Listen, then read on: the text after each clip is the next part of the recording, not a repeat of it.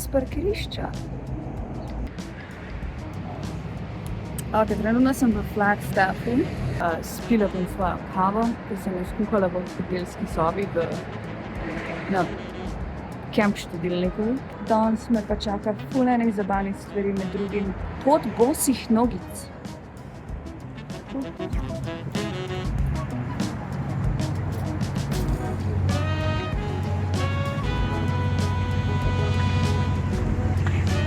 Po mestu duhov, ki ga lahko spoznate v mojem prejšnjem videu, sem se odpeljala do naslednjega mesta v Arizoni, Flagstaff. To je moj tretji obisk ali celo četrti obisk tega mesteca, ker me vedno tako čara, da se z veseljem vračam. Je precej zgodovinsko usmerjeno mesto, ogromno zgodovine je ohranjene na vsakem koraku mesta. Je tudi precej umetniško in na vsakem vogalu lahko vidiš nekaj zanimivega.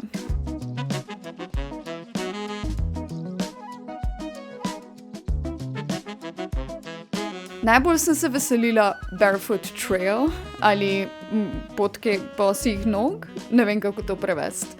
Je pot v gozdu, ki so jo ustvarili umetno z namenom, da 1 kilometer prehodiš bos po raznih ovirah in materialih. Na podplatih so namreč točke, ki vežejo druge dele telesa in ker smo cele dneve v čevljih, nekako zgubimo stik z zemljo. Tako različni materiali na tej potki vplivajo na različne točke stopal ali pa te lahko opozorijo, če je kater del telesa, ki rabi pozornost ali oskrbo.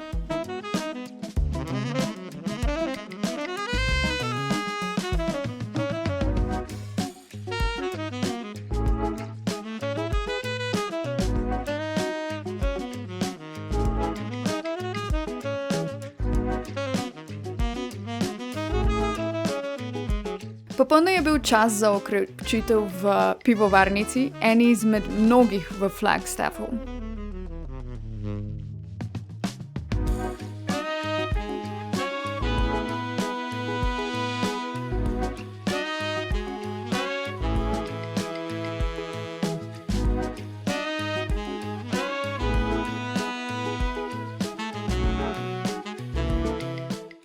To je tudi mesto, ki se imenuje mesto teme, saj so svetilke zasnovane tako, da svetlobo usmerjajo v tla, ne v nebo, in svetijo s posebnimi žarnicami, da ponoči lahko vidiš ogromno zvezd.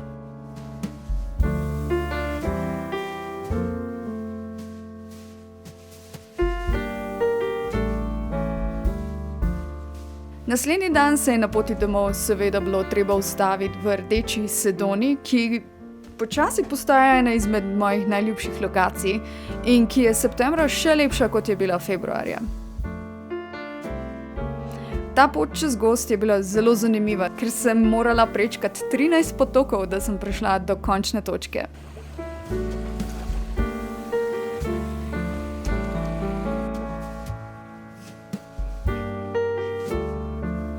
Izlet se je seveda prehitro končal, kot vedno, ampak vsaj sončni zahod je bil vreden nočne vožnje domov.